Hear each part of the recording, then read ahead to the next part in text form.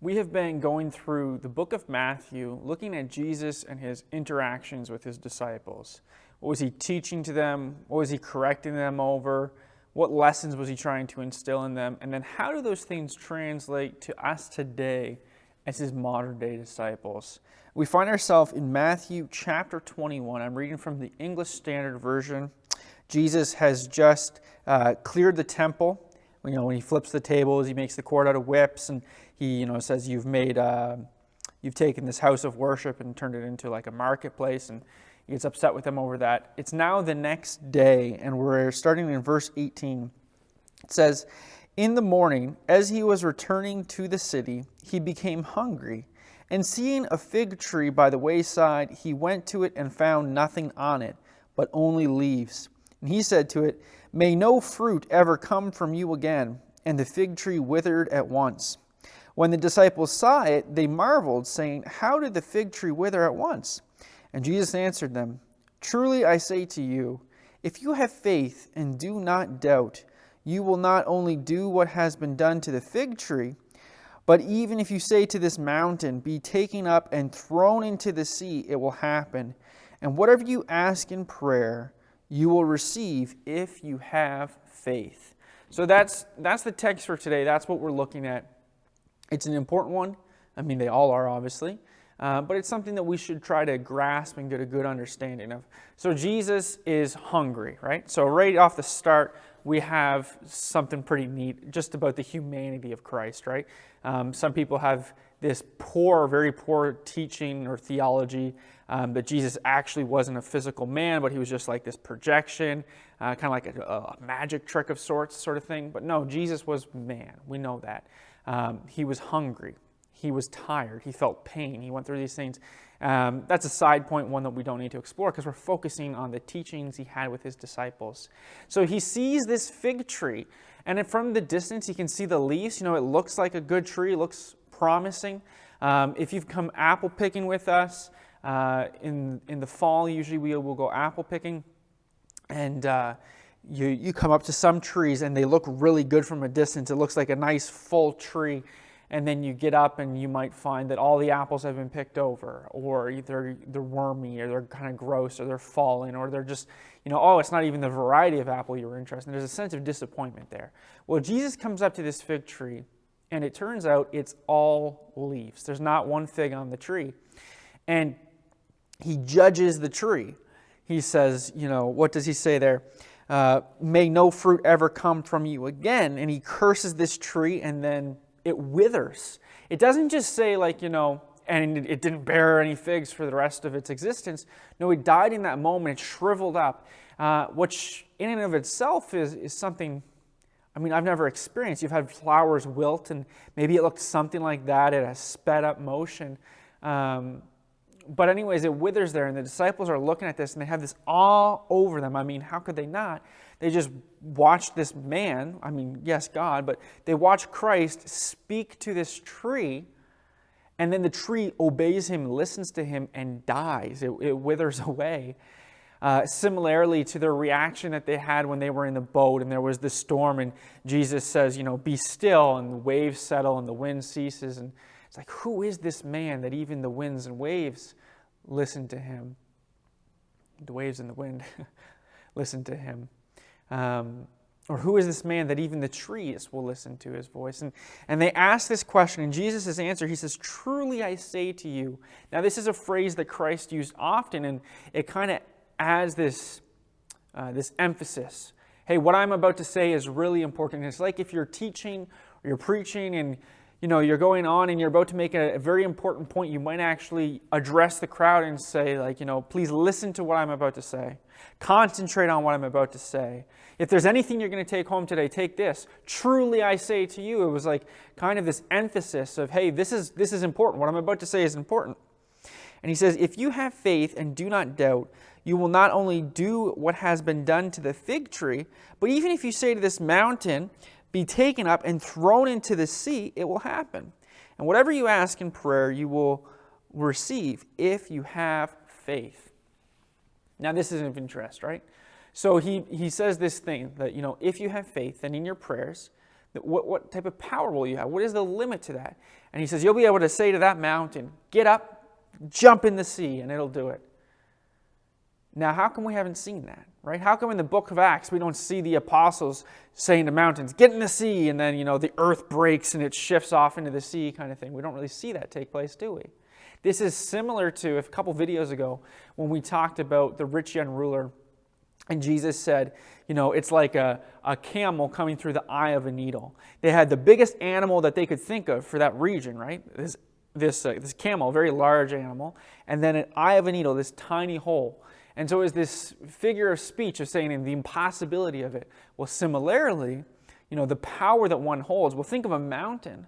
I mean, if you've actually seen a mountain, if you've spent your entire life in Nova Scotia, I hate to break it to you, you haven't seen a mountain. The closest you can get would be like the Highlands in Cape Breton. In HRM, the Blue Mountain is this hike that I enjoy to do. It's said to be the highest point in HRM. And it doesn't feel high at all because we simply don't have mountains. But if you've ever gone to the West Coast and you've seen the mountains there, or you've gone to other parts of the world and you've seen mountains, like, you look at that and there's nothing really bigger than that you can think of on Earth, right? Like it's this feature that's towering and it's huge and you can see it from so far away. And so Jesus is saying, if you have faith, the power you will have, well, it's almost immeasurable because you'll be able to say to the biggest thing that you can see, the biggest thing that you can perceive to move, and it'll obey what you say, and you can toss it into the sea. So it's not necessarily saying like you'll be able to cause earthquakes with your mind sort of thing, but saying that there actually is no limitation. There's no limitation. Outside the will of God. And we've talked about that in other verses where it teaches about prayer and it teaches about faith. That, the things we pray for need to be in line with the will of God, in line with the heart of God. And that God does say no to our prayers. Paul is a prime example of this. When he had the thorn in his flesh, he says, Lord, I've prayed to you 3 times about this. I'm still suffering. And God's response was, you're going to continue to suffer because in your suffering, my strength is displayed. You need to trust in me. You need to walk in me. This is a man who had faith. And so it's not to say that, our faith will make us be able to have our heart's desires, but no, the desires of God, as long as we line ourselves up with him and his will. But it is a recognition, or it is this level of authority, of importance, of where you stand. Jesus very soon is about to tell the disciples what their mandate is, to go and spread the gospel, to plant churches, to disciple people, to baptize them, to do this. And you'll be able to cast out demons, you'll be able to heal people, and all this marvelous, wonderful stuff. And he wants to instill in them just how grand the power of God is. Because when we approach a situation as a man, there's a lot of times where we'll come out to something and we'll be able to say, I can't accomplish this. We might even craft tools to help us in accomplishing something. We've done that throughout history, right? Or we'll go to someone else and be like, hey, you have expertise in this area. Can you help me with this? But a lot of times we'll come up to a situation and we will feel like, I don't have what it takes to accomplish this. I have in my own life so many times found this in the ministry where I am put in a position of this needs to get done, or even when I was in college and I started working for the school in the missions department, I thought there's no way I'm qualified for this, but yet God was with me and helped me, and I had faith in him, and he helped me significantly through those things. Even in my own ministry, the fact that I had a reading and speech problem growing up, and now it's what I do for a living. Well, it's part of what I do for a living.